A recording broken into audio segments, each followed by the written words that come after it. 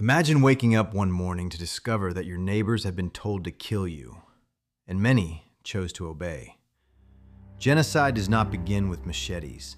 It begins with words, with propaganda, fear, and the systematic dehumanization of an entire people.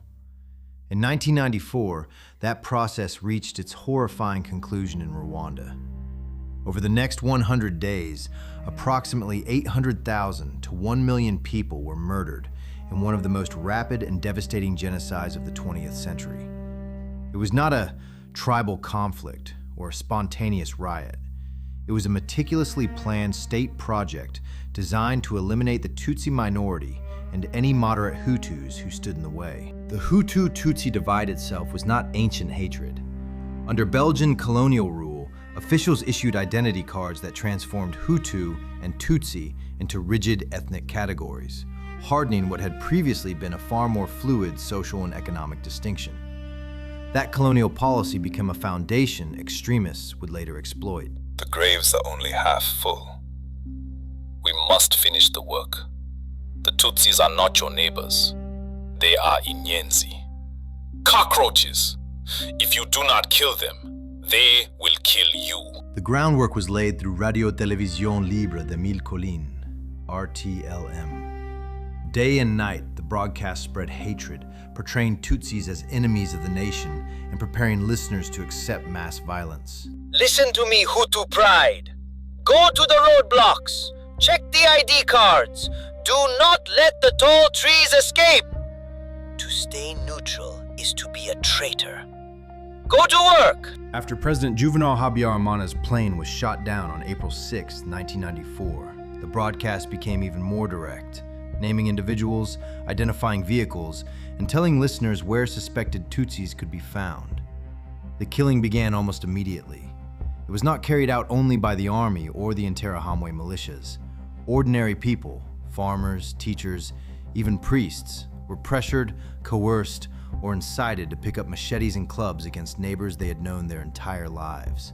Please, we went to school together. Our children play in the same dirt.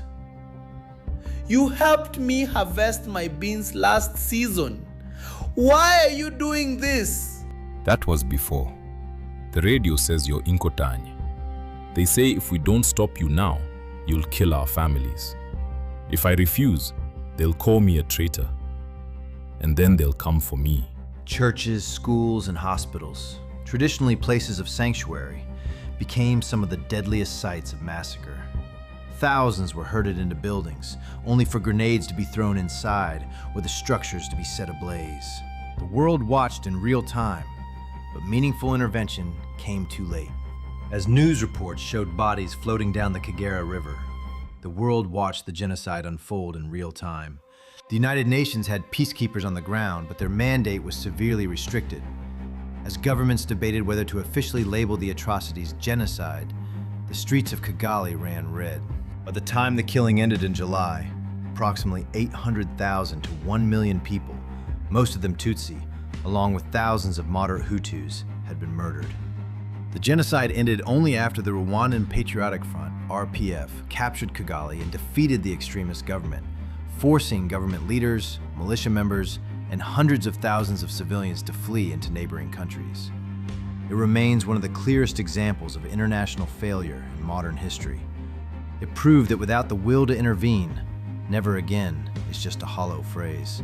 In the years that followed, the International Criminal Tribunal for Rwanda convicted key architects of the genocide, while over 1 million cases moved through community gacaca courts, an imperfect but massive effort to force a shattered country to reckon with what neighbors had done to neighbors.